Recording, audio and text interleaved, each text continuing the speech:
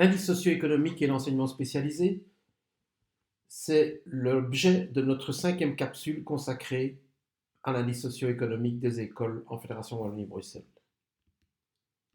L'enseignement spécialisé francophone de Belgique se décline en 8 types, suivant le type de problème rencontré par l'élève. Un retard mental léger, un retard mental modéré, des troubles de comportement, des déficiences physiques, des maladies, des déficiences visuelles, des déficiences auditives, des troubles d'apprentissage. Les parents du milieu populaire dénoncent une orientation trop fréquente de leurs enfants vers le spécialisé pour des difficultés scolaires qui n'ont pourtant rien à voir avec ces retards, troubles, déficiences et maladies. Qu'en est-il réellement? Un ISE par association, dans le sens où, pour l'enseignement spécialisé, il y a bel et bien un calcul de valeur élève pour les 7 années et 7 variables, et un calcul de moyenne école comme dans l'ordinaire. Mais il n'y a aucune analyse en composante principale appliquée aux implantations et établissements de cet enseignement.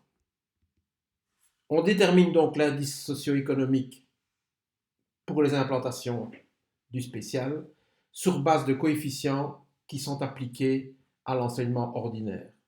Le fondamental d'une part, le secondaire d'autre part. Pour l'année scolaire 2020-2021, que nous allons regarder en graphique de plus près, dans l'enseignement fondamental ordinaire, on compte 3025 implantations pour un total de 491 572 élèves, tandis que l'enseignement spécialisé, fondamental et secondaire confondus, compte 314 implantations pour un total de 34 743 élèves. Un premier graphique nous montre la distribution des élèves selon l'ISE école dans l'enseignement fondamental ordinaire. Nous avons considéré des classes de données avec des intervalles de largeur 0,2. En abscisse, on a donc le milieu des classes d'indice socio-économique. En ordonnée, nous avons des fréquences. Fréquences qui nous permettent de comparer avec ce deuxième graphique, celui qui montre la situation de nos spécialisés. Pour pouvoir comparer, nous en sommes venus aux fréquences, sachant que d'une part, il y a à peu près 500 000 élèves et d'autre part, à peu près 35 000. C'est frappant. On voit clairement la situation du spécialisé par rapport à celle de l'ordinaire et ses valeurs qui sont fortement négatives. Pour mieux le voir encore, peut-être, superposons les graphiques. Le spécialisé, le fondamental et ce décalage flagrant vers la gauche, c'est-à-dire vers des valeurs petites du spécialisé par rapport au fondamental.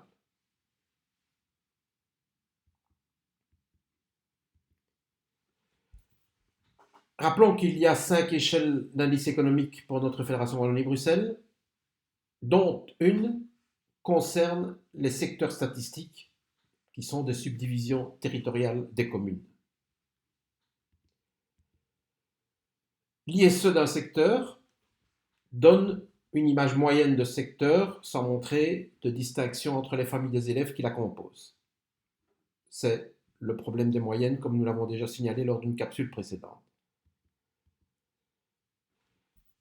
Si à chaque enfant scolarisé, on attribue l'ISE de son secteur statistique, c'est-à-dire celui de l'environnement dont il fait partie, on peut voir d'une certaine manière seulement, mais d'une certaine manière quand même, d'où sont issus les enfants qui peuplent l'enseignement ordinaire fondamental et secondaire, ainsi que l'enseignement spécialisé.